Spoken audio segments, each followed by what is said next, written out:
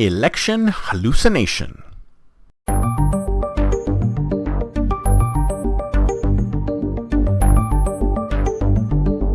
That's right, folks. AI is going to be huge. This is going to be the first AI election. Now, some people have said that the Venezuelan election, is it Venezuelan? The Argentina election, the Argentinian election, which elected a libertarian, let's see how well he does in Argentina, was the first AI election. I reported this on AIDaily.us, AIDaily.us, our sister podcast, just a little while ago. And the reason why they called it the first AI election, because each of the camps in the election, each of the political parties in the election, were using AI imaging tools to create a stylized version of what the country was going to be like under the opposition. So the Capitalist Party said, oh, look, it's going to be like a communist hellhole. And the Communist or the Socialist Party said, look, it's going to be a capitalist hellhole. So they each created visions of the hellhole that the other party was going to create based on image prompts. And that was used. Who knows if it can sway the election? I mean, come on, it's a campaign poster. Will a campaign poster sway the election? Have you personally ever been swayed by a campaign poster? I doubt it. But we have a presidential election coming up in 2024.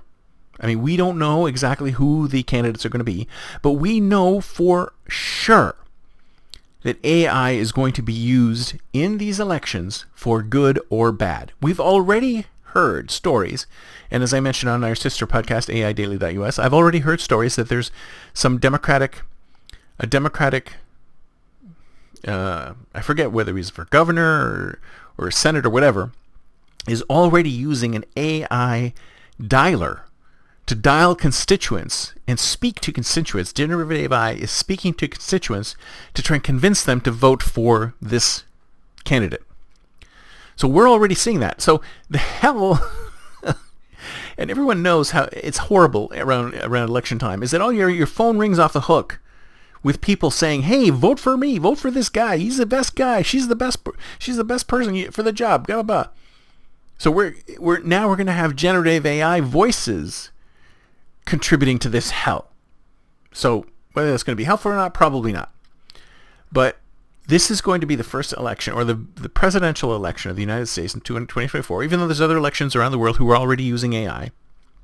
This is probably going to be the one where they pull out all the stops in using AI to do the same thing that they did in the Argentina election, was to show the idyllic world that would occur if you only voted for the candidate, and the horrific hellhole that would occur if you voted for the opposition.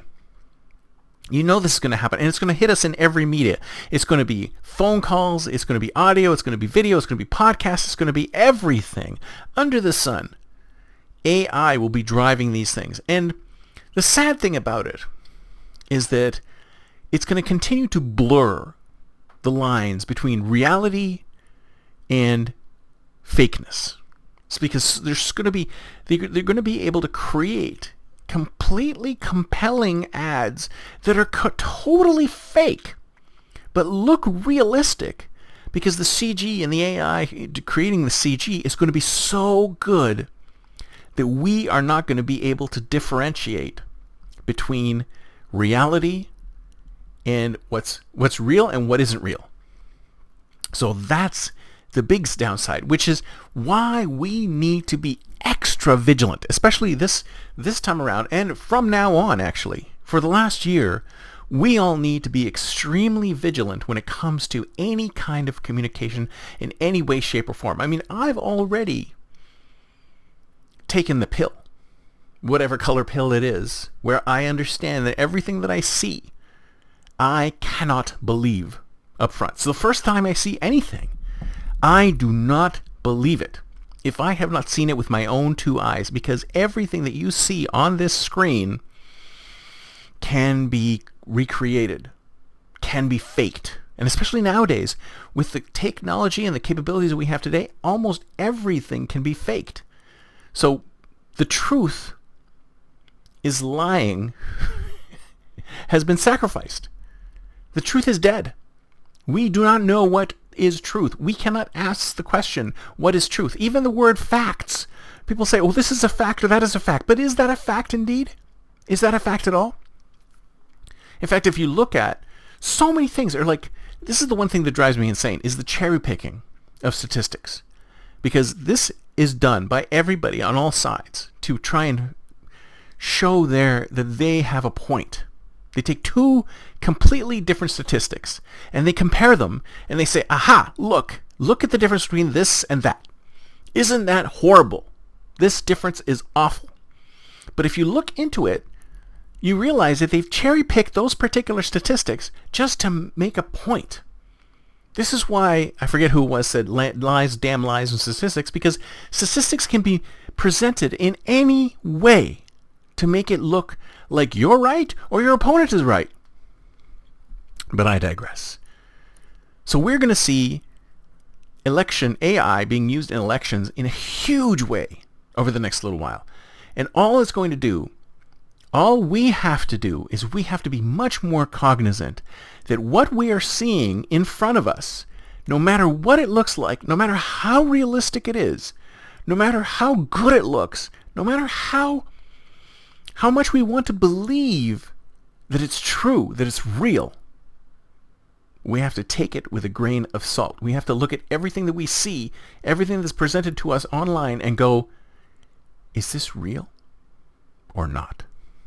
We have to make the decision. We have to do the research. We are the only ones. We cannot depend on any media out there which tells us this is the truth. These are the facts. We have to gather them ourselves. We cannot depend on anyone else.